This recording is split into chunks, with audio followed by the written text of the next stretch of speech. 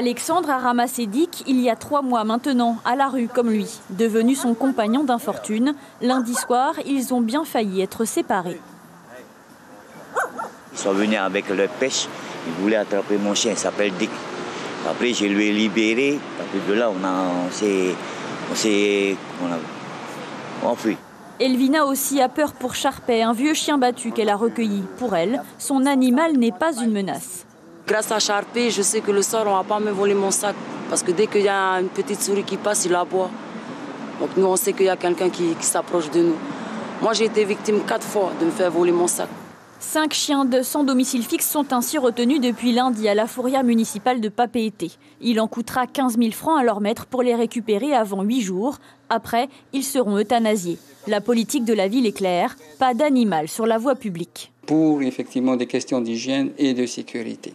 On ne le fait pas de gaieté de cœur. On sait que les chiens sont parfois des compagnons pour nos amis SDF, mais il y a là une obligation. Peut-être que les chiens dans la rue aujourd'hui sont porteurs de maladies. Et puis bon, c'est pas joli à voir, les chiens errants dans la rue. Hein. Donc pour le tourisme, c'est pas bon. C'est quand même un ami des SDF, donc je crois pas que c'est une bonne chose. Je crois que certains clochards, ils n'ont que ça comme compagnie, donc peut-être que c'est pas la priorité.